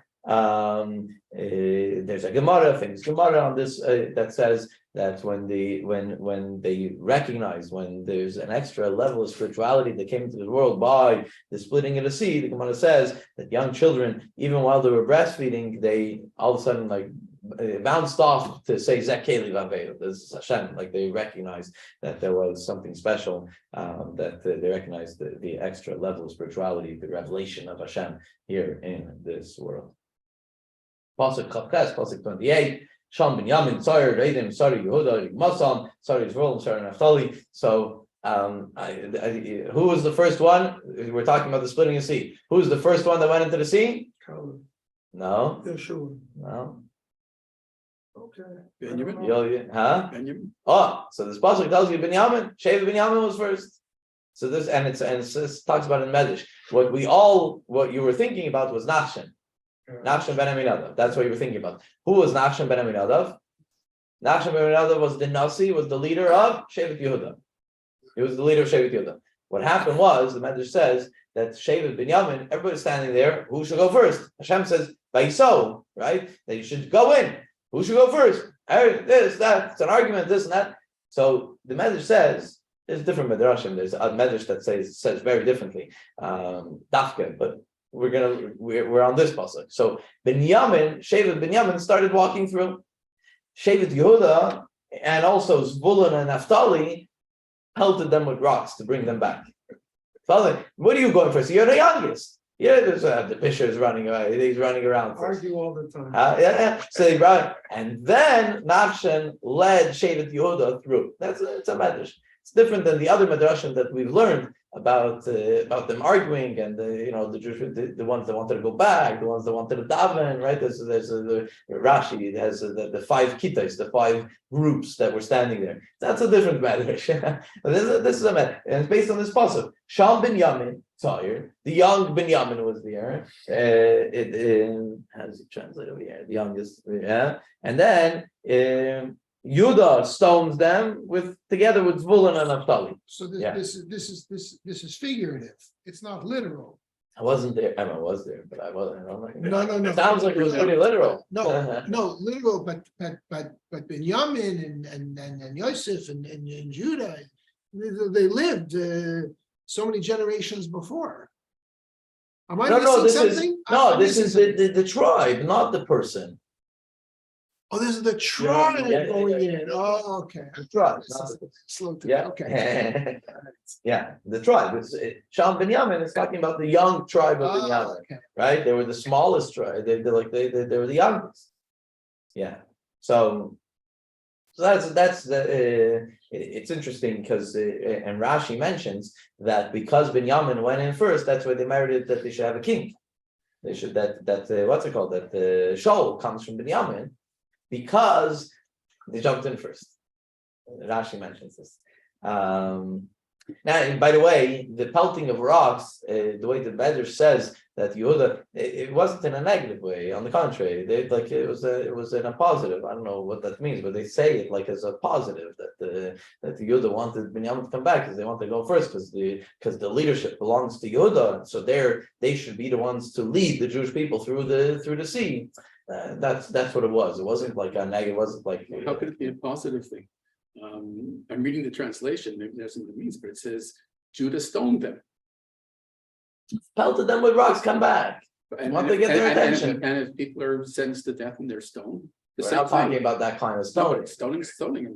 Well, obviously, there's different types of stoning, right? Yeah. Anyways, that's it. The commentary definitely mentions it in a positive. It's just that Yehuda felt that he was the right one to lead, right? Binyamin got a benefit out of it. They got a king out of it.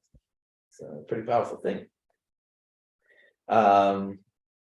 Yeah, and till this day, everybody knows who Nachshon ben Aminadav was, right? He led them through. We don't know so much about Binyamin. It's a medrash, but it's not something that we talk about.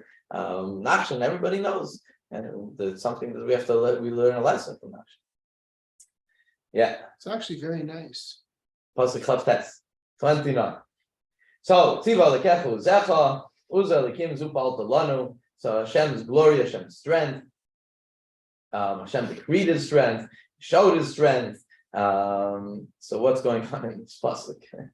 Pasuk 29. So the Mamleh says that the success in against the enemies is noticeably not our success. We have to recognize that we've talked about this many times because it comes up a lot in Tehillim, where David Melech recognized that anytime he was successful, it wasn't because he was successful. Hashem wanted him to be successful.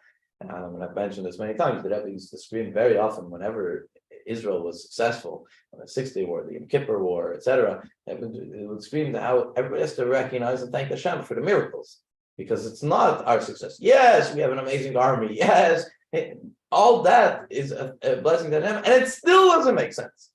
It still doesn't make sense that we won, right?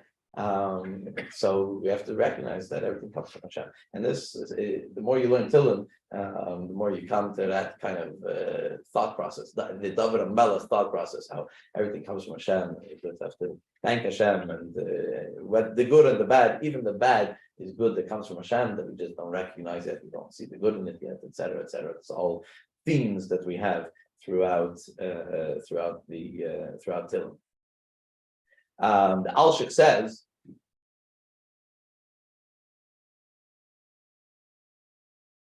the Alshich says that it's a continuation of the previous pasuk that it's talking about Shevet Yehuda, that the kingship will be by Shevet Yehuda, that it will stay by Shevet Yehuda. So Tziva Elikecha Uzecha, Hashem has commanded where the ois, where the strength will lie. Where is it going to lie? It's going to lie with Shevet Yehuda, and it will lie with the Shevet Yehuda until Mashiach comes. And what we're asking in this pasuk is, you've done it before, you've done it before, and then Hashem should bring Mashiach. That way we can continue on that path. We can continue with that.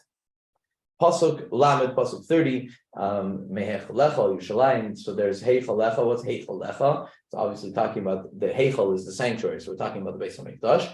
Yerushalayim, obviously we're talking about the city of Jerusalem. Yavilu, and over there, Yavilu Malachim Shai, kings of the world will bring Shai. Shai is a present, is a tribute, is a gift, is something like that. So the Radak says that Mashiach comes and there's a rebuilding of the Beis HaMikdash. The strength may heichalecha, meaning the previous pasuk talks about oiz and strength, right? The idea of strength. Where does it come from? It comes may heichalecha. That strength comes through the heichal, through the Beis HaMikdash, and it's seen in Yerushalayim. So the strength comes may heichalecha from the Beis HaMikdash al Yerushalayim. It's seen in Yerushalayim. And when the kings will see that, they'll come and they'll bring gifts. And that's why the Radak explains this pasuk 30. Pasuk 31. So what we mentioned in the previous pasuk, I'm not even going to try to translate it inside because I'm lost. I had to take a break in the middle of trying to prepare pasuk 31. Hannah was like, what happened? I budget, I'm sitting there and saying, because it's referring to things which, I don't know, the beast of the reeds. There must be something. I'm talking about a mullet. Beast of the reeds is Amalek. According to many commentators, there's others, but according to many commentators, talking about Amalek. Mighty But bulls why upon do we the refer? calf. That's it. Those are strong nations and weak nations. That's why I don't even want to translate. I can tell you outside what this pasuk is saying, and I typed it up because it had to make sense. Something. It's very obscure reference. Very.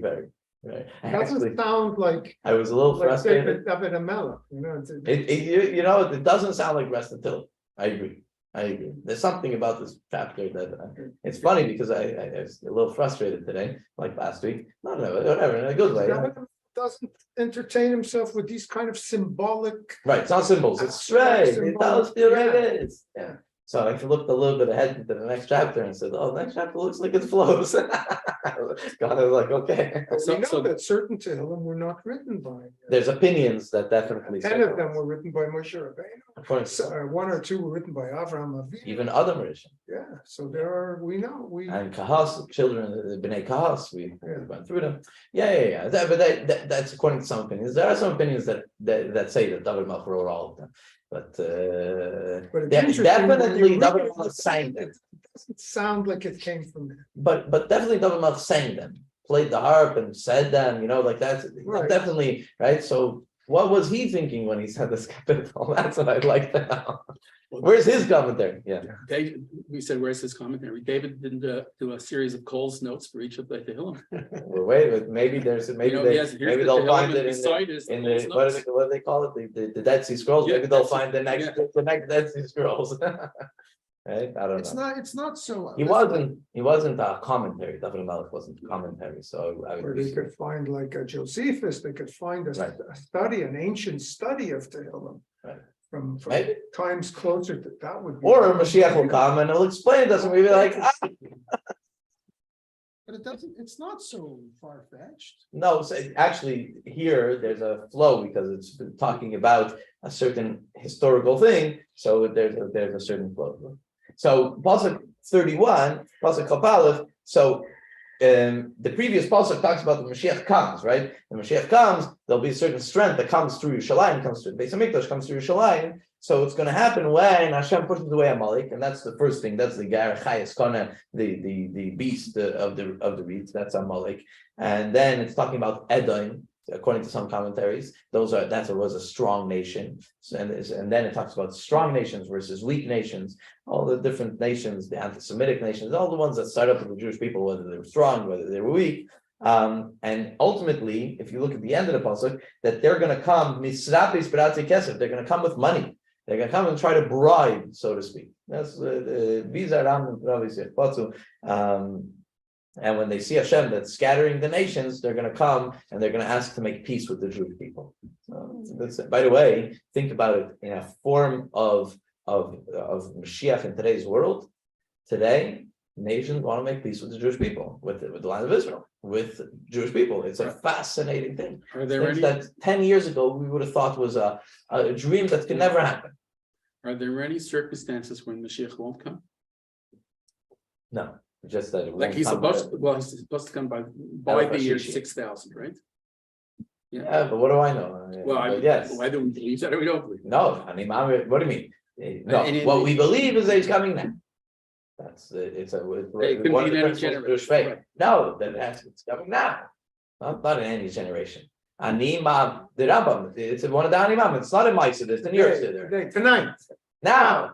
Okay. Animam in Ben Munah Shleima, I believe in perfect faith, but via Mashiach. Yeah, So- okay. In the coming Mashiach. The Aval Pisha Yismameh. Even though it's taking you a few thousand years, right? Even though it's taking a long time.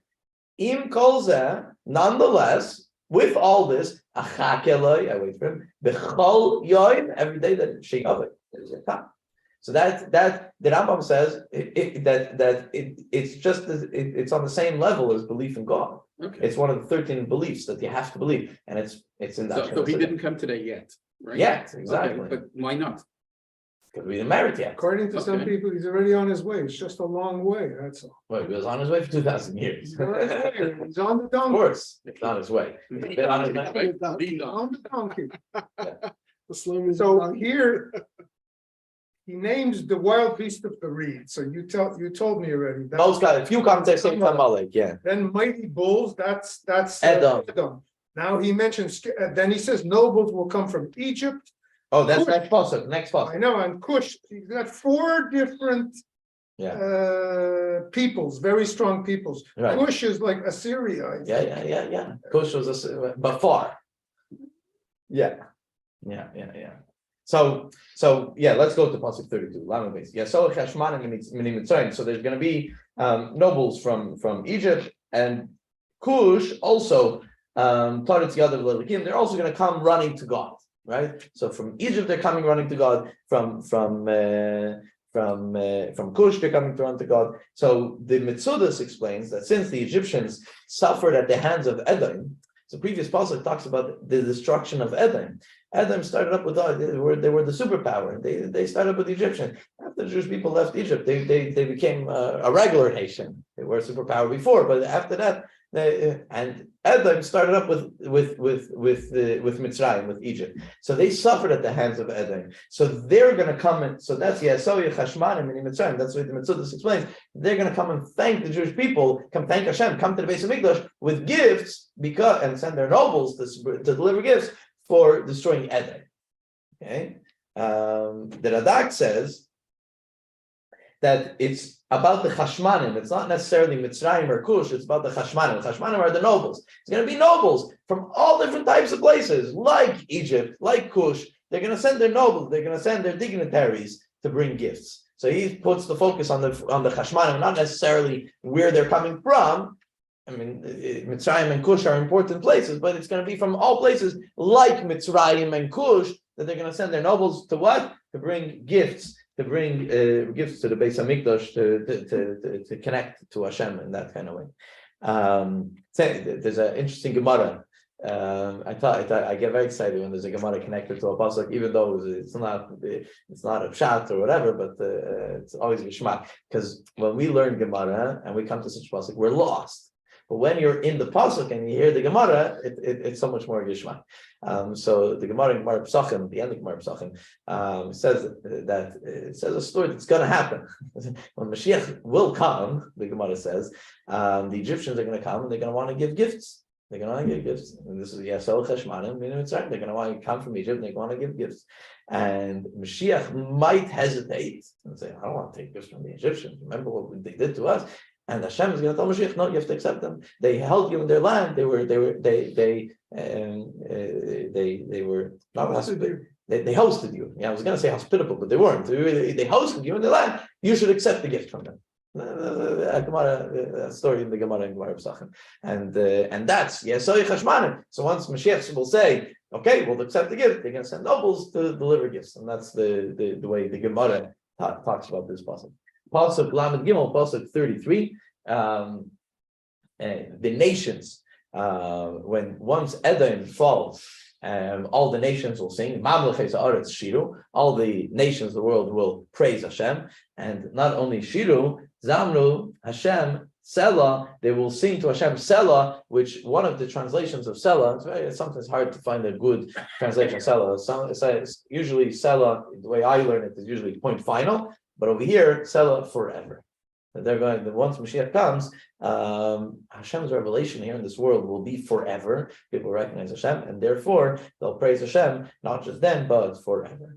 Rashi says that the nations will praise because Hashem has redeemed his nation, the Jewish people. They're going to recognize that Hashem redeemed the Jewish people. Pasuk Lamed Daled, Pasuk 34. This is the praise, I think, that they're saying that to the omnipresence on high,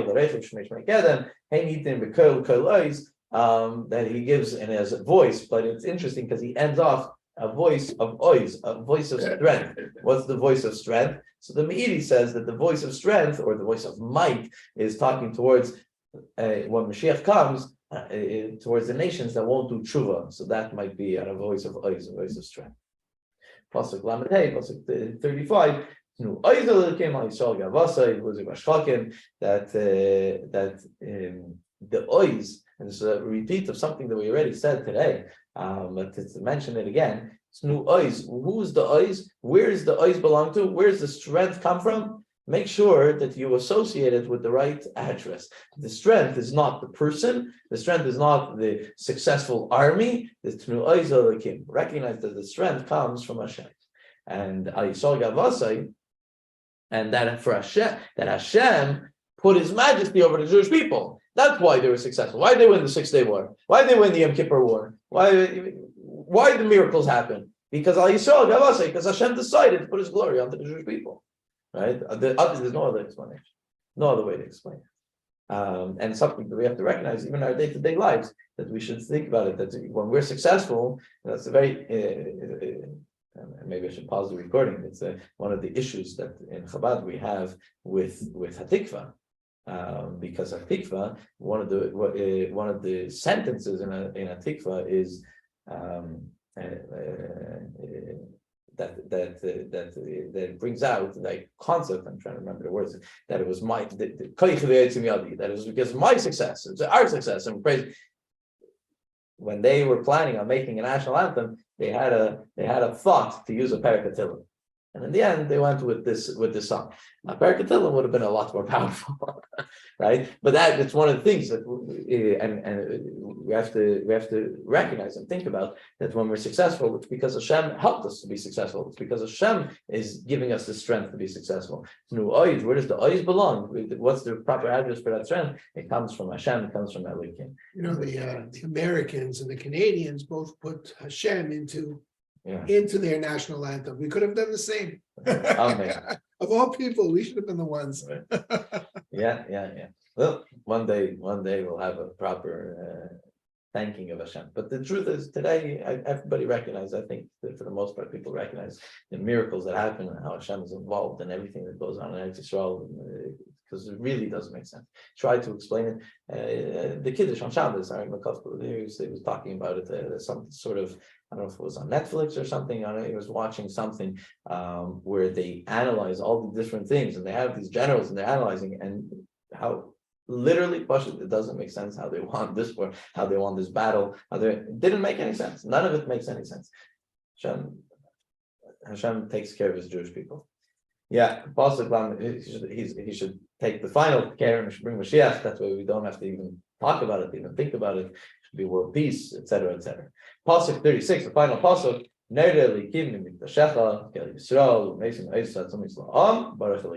Hashem, that there is noida, there is awesomeness. Where in the sanctuary, meaning in the Beis Hamikdash, and Hashem gives strength to the Jewish people. And once again, Baruch Elokim, blessed is Hashem. So what's the fear? It's a noida. So it's really, we talk about it often that we don't mean fear, we mean awe, right? Awesomeness. So the awe of Hashem comes from the Beis Hamikdash. The awe that all the nations had about God was when they witnessed the Beis Hamikdash, when they saw the Holy Temple. But it's interesting because it says Mikdashecha, it says it in plural. So Radak says that it's referring to the Beis Hamikdash Shalmata and Beis Hamikdash Shalmaila, the heavenly Beis Hamikdash and the physical Beis Hamikdash, which are opposite each other, so to speak. And Rashi says that what's awe? When you think about the Beis Hamikdash, what kind of awe does it bring to you? So Rashi says that if Hashem was able to destroy something that He loved, can you imagine what it would do to something to the evildoers of this world? Rashi uses this pasuk to say that, and the Alshich says that it's referring to Noida Elikim and Mikdashecha. It's referring to the awesomeness of what? The leftover, the Beis Hamikdash, talking about the Kaisel Amaravi, and that's referring to the Shekhinah that still exists, the holiness that still exists. Where? At that last wall, the last existing wall, the Kaisel. And what does that do? It gives the Yidden Noida Elikim and Mikdashecha. It gives nice and ois v'satzumos la'am. It gives strength to the Jewish people. The wall, the western wall, is what gives strength to the Jewish people. And with that, we finish chapter 68.